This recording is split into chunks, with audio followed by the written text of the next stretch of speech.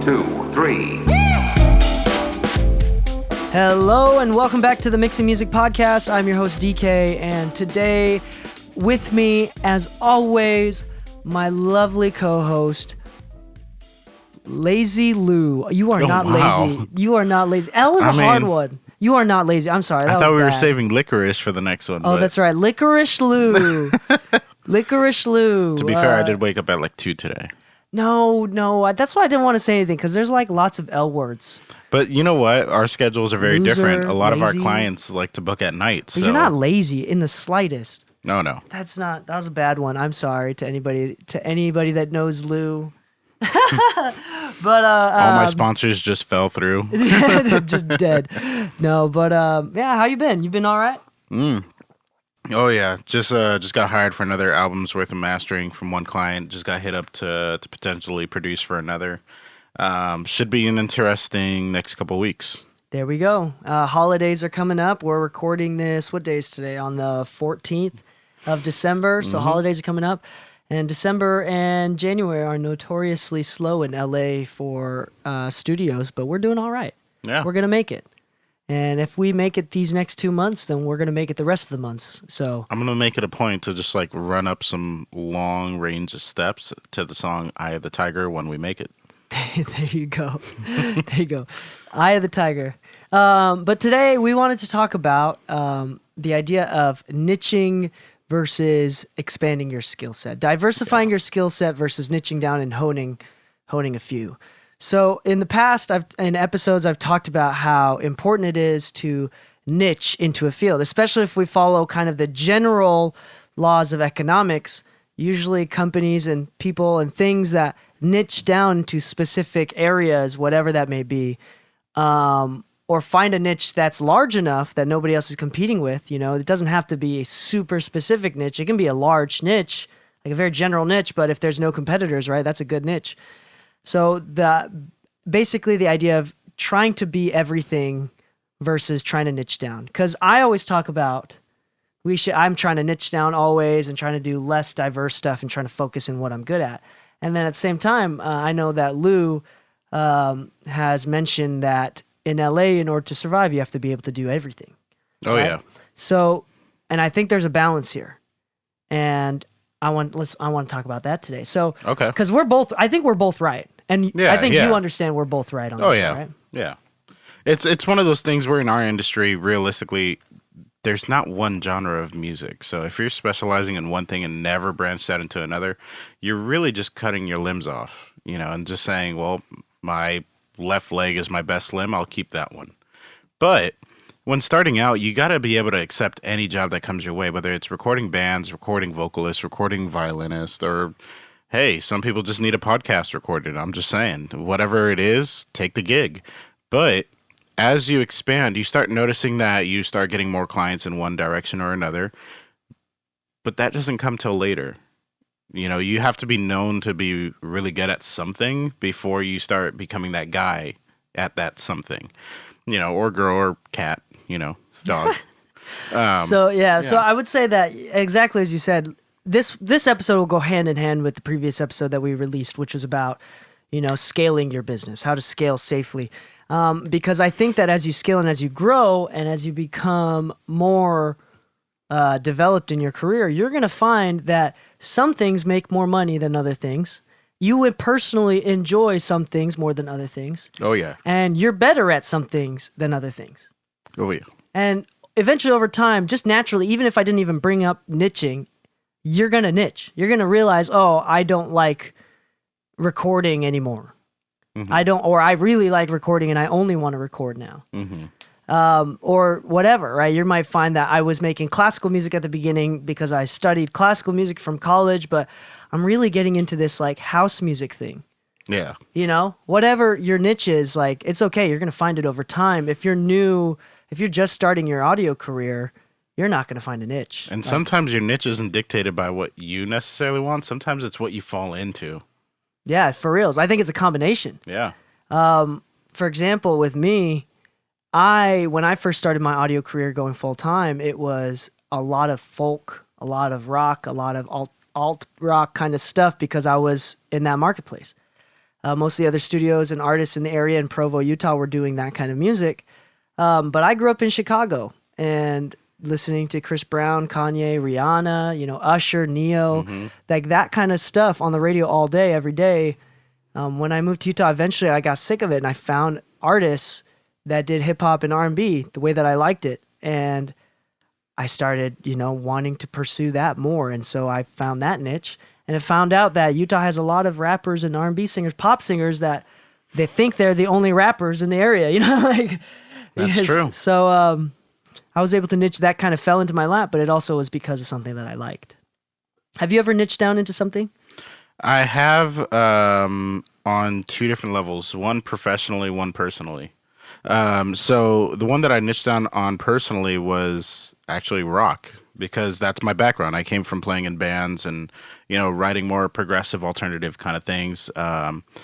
Things that you don't really hear popular on the radio. In fact, I'm hard pressed to find a radio station on daytime radio that actually plays any of that kind of music that's not a major name like Linkin Park or something.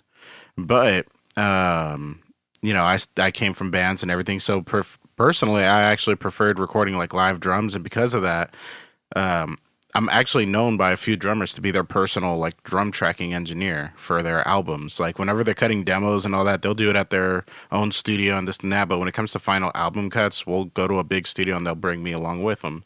And that's great to know, because that means of what I personally really enjoyed, I became somebody that was known for that. But I've also recorded like 100 bands.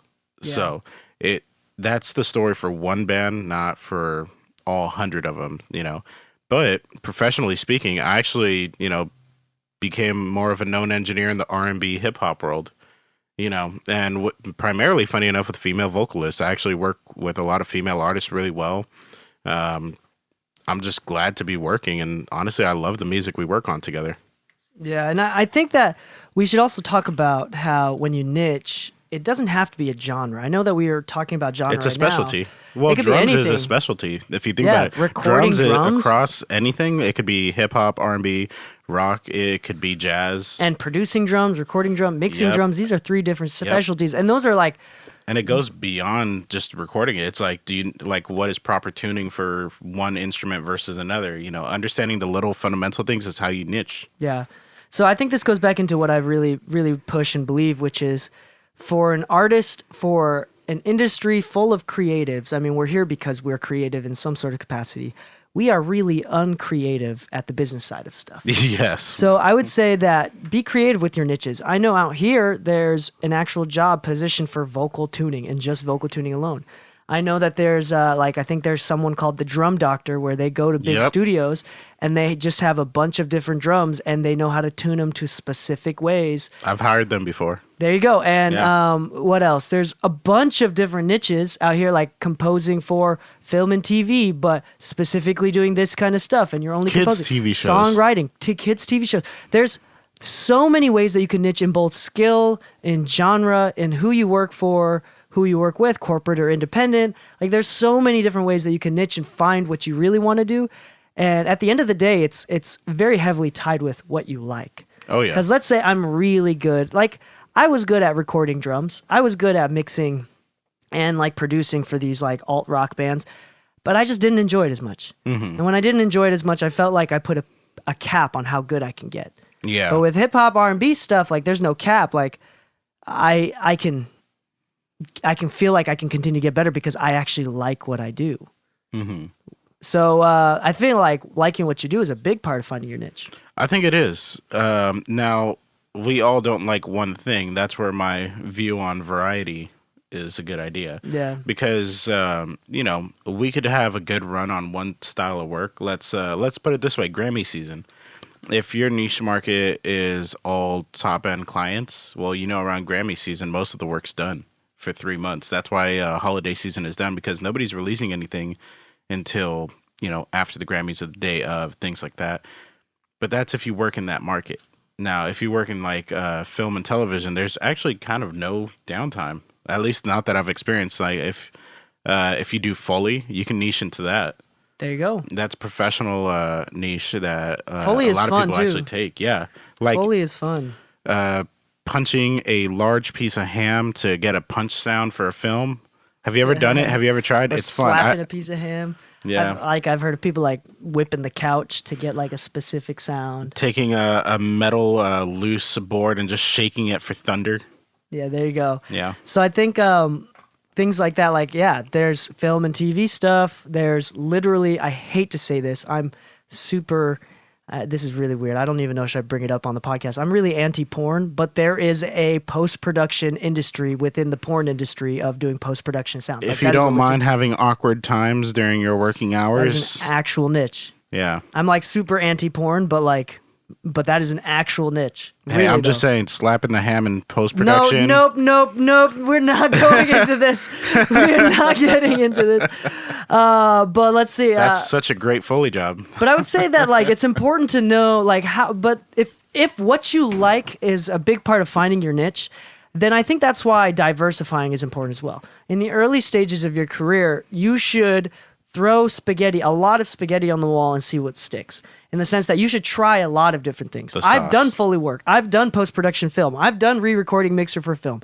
I've done compositions. I've done classical music. I've done hymns. I've done jazz. I've tried to be an instrumentalist. I was a wedding singer. Like I've done lots of different things, vocal producer, way different things.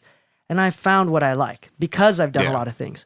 Same with you, like you've built out studios, you've designed acoustic stuff, you've helped fix consoles, do analog like soldering type stuff, you've done film and TV, you've done post-production audio, obviously for music, you've done a lot of recording, you've done genre, like there's so many different ways that you can niche, and how do you know, like even know, like compared to what you have tried, like yes, you have a lot of things that you're doing right now, but compared to what you've tried, you've probably niched down a lot. I actually have. What's funny is that I actually didn't choose my niche.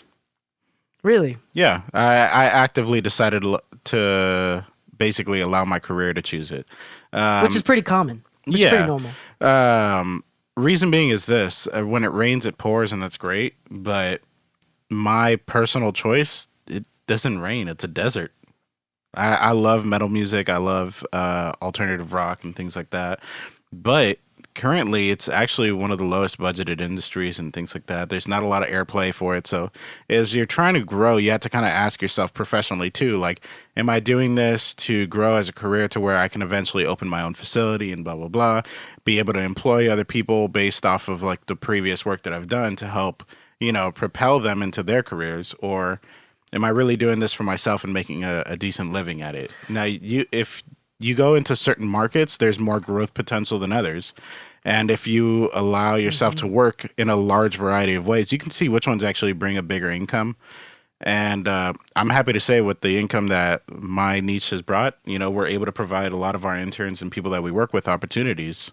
Yeah. And I think that's a big point, is that niche in your market, in the sense that like, yes, we're not saying that you can't make money from rock and heavy rock and stuff. Yeah, there's a lot of people that make a lot of money from that. But fruitful as a market. And let's say you enjoy that, you can make money for it. You can go for it, especially if there's not a lot of competitors in your area that do that niche. But that being said, like there's a balance between doing what you like and making money from something. For example, right now in the pop world, in things that have high budgets, it's a lot of rap, R&B, like hip hop stuff right now. Oh yeah. There's a lot of world music being thrown in, so a lot of like reggaeton and Afro pop is being thrown in right now with bigger budgets. But if you want to be thrown into that, then that's something you niche to. But you can niche within hip hop. Do you do trap? Do you do boom bap? Are you pitching to Griselda? Are you pitching to Dreamville? Who are you pitching to, right? And so there's niches within that as well. But I would say that if you're trying to make money, if you're trying to grow a business, then you might partially considering what things are making money in your area. And for example, in Arkansas, I would assume that rock is still doing a lot better than hip hop, right? Yep. Depending on where you're at. And at the same time, in Chicago, in LA, and New York, there's absolutely, I don't know. I mean, I haven't been in LA long, and I know there's a lot of rock studios around here, but I still haven't seen anybody that does rock full time. Well, one of the studios I actually really enjoyed, I can't believe I'm blanking on their name right now, but they're out in, I believe, Reno, Vegas area. I think they're known as for having the largest SSL console in the United States or Northern Americas. That's a huge flex. That's a huge flex, but they actually recorded like one of my favorite bands, Megadeth, there. Yeah. And because of that, I started looking into their history, and I realized, I'm like, if I'm ever recording a metal band that has a budget for a studio, I'm going there. What was that? What was that studio locally around here that we went to go visit that had Linkin NRG. Park? NRG. Yeah. NRG was a rock studio. Yeah. Yeah. And as times have shifted, it seems like most of the plaques on the wall are slowly changing into hip hop and R&B. Yep. I remember when I first interviewed with them for a little bit, they were looking for some more interns, and I actually walked in, gave them a resume. They saw like who I had worked with, and they're like, you know, why are you trying to take a step backwards? And this is where, you know, diversifying, or at least being honest with yourself and niching. They saw that a lot of the people that I've worked with were actual clients of theirs, like Game and all them. But I told them I mainly am interested in learning from you because of your history in rock and metal. I want to actually get better at engineering in these rooms with these types of bands and understand the workflows and the mentalities that go behind it. I was actually trying to personally niche at that point. But, you know, if we're talking about, you know, finding which markets are paying more, they even told me in the interview, they're like, yeah, well, we don't do a lot of rock anymore, as most of the bands that we would love to work with are not being given the budgets they used to. So even the rock studios that are really well known are starting to find themselves, like you said, transitioning more into the pop hip hop world because of the way the market's been paying out and who can afford you this and that. Now, if you want to niche, like we said, into a market that you want to be in, the rock market, or it could be jazz, or it could be a cappella, it doesn't really matter. Just try to find a way to make a living in it. And just because it's no longer being budgeted, like let's say NRG is no longer taking as many rock clients anymore, that doesn't mean that there's no more rock clients. That just means that actually might mean you might have more opportunity than ever if you're a home studio, because there's still bands out there that need to be recorded, but there's less resources now. I know a lot of good ones that are being recorded at rehearsal places. Exactly. So now if you're trying to do rock, maybe you're going to find that there's a big niche for it. Just keep your overhead low. Yeah, there you go. Keep your overhead low. Again, go reference back to a couple episodes ago. But I will say, there's a lot of ways to find your niche and a lot of ways to find what you like. Do not put yourself into a hole saying, and let me say this right now. I've said this many times in the past. I'm going to emphasize it right now again. If you are trying to niche into mixing or mastering, one or the other, less so for mastering, but definitely for mixing, it is not a good idea to decide and pick that you want to start mixing without having any recording experience. Oh, please be an engineer in the room first. I've never heard of any mix engineer that has done well that started mixing and has no idea how to record. They usually go hand in hand. That is, for example, that is a skill gap. Yeah.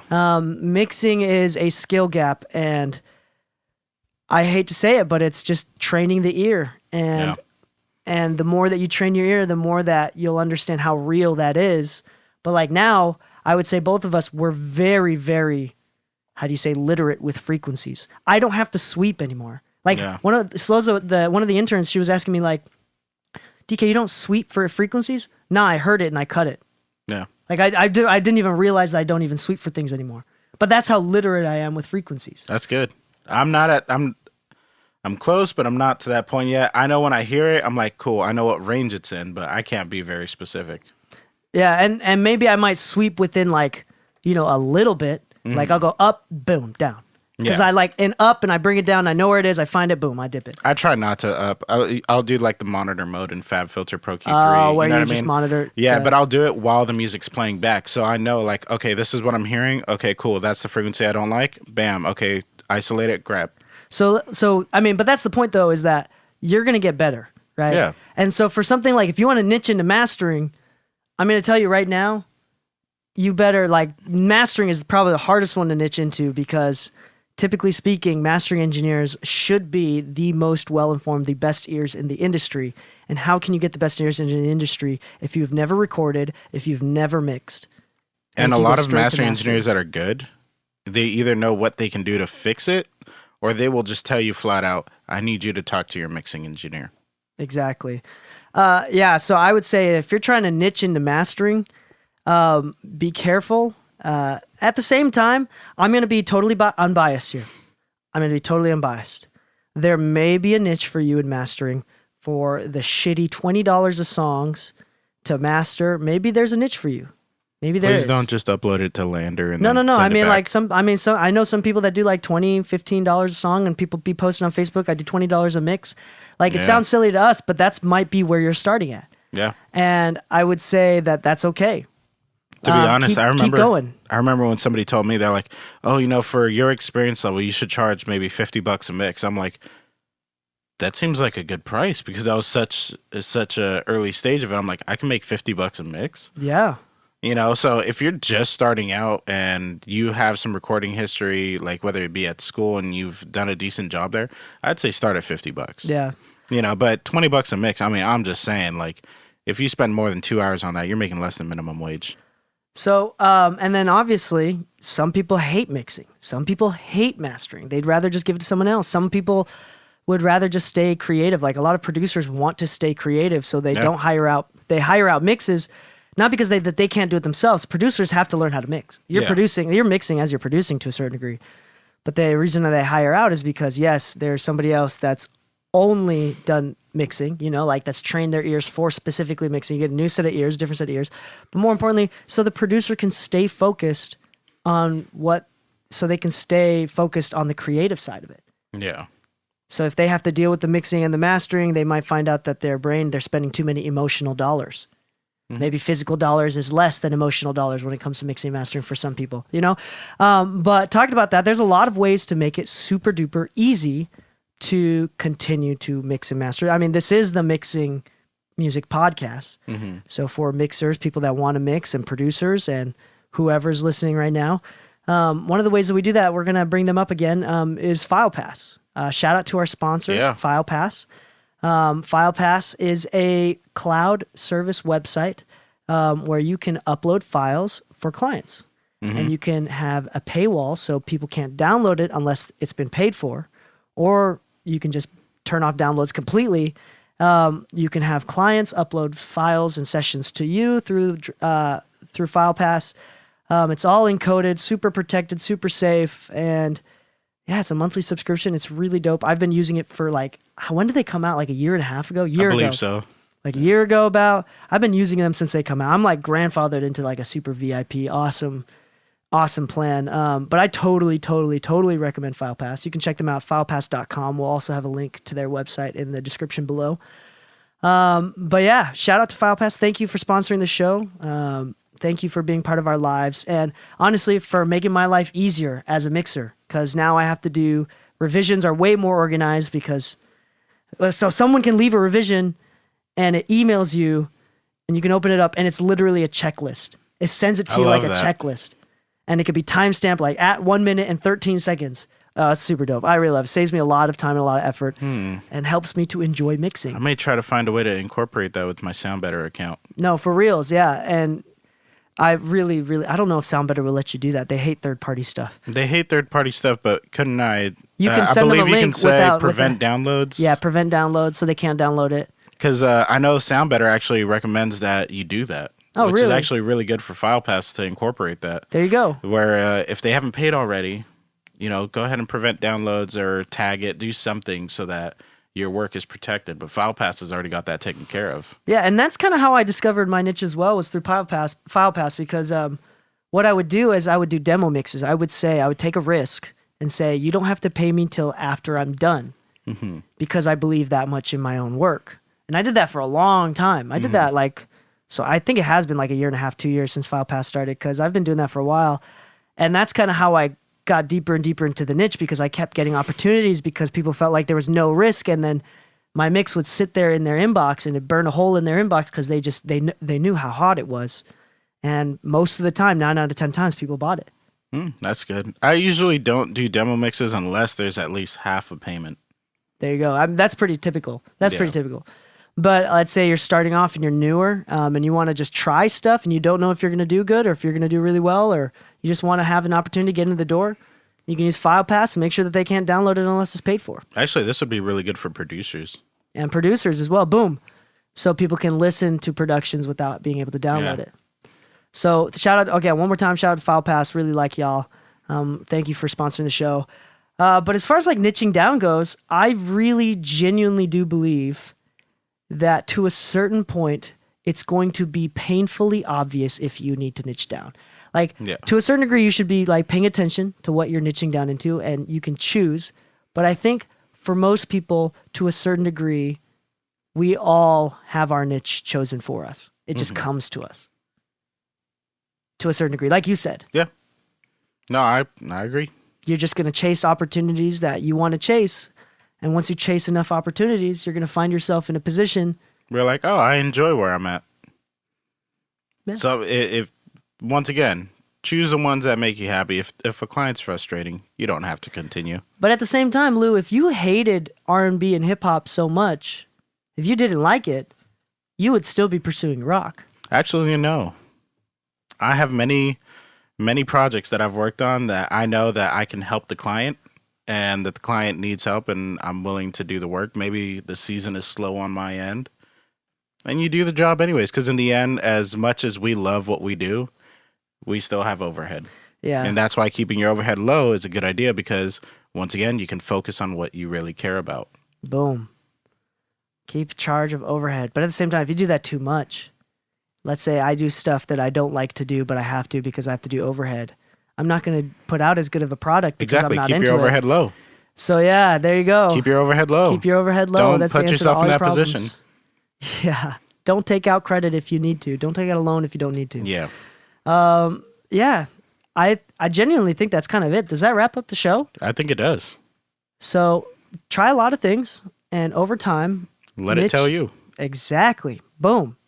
So on that note, my friends, let's shout out to our second sponsor, us. We sponsor ourselves. Yeah. Please review us. 5-star review if you're listening on Apple. Those 5-star reviews do help us a lot as we continue to grow. And put this podcast on a playlist if you like. If you're on Spotify, that helps for Spotify. Yeah. If you'd like feedback for your mixes, you can go to mixingmusicpodcast.com and request some feedback. We also have guest applications on there now. And yeah, we have free stuff. In the last episode, we uploaded Lou's mixing template on Pro Tools. Yep. Even the I.O. if you want to create your own bussing. Boom. There you go. So check that out. You can download that. Thanks for listening to the show. Happy mixing, my friends, and stay saucy. 1, 2, 3.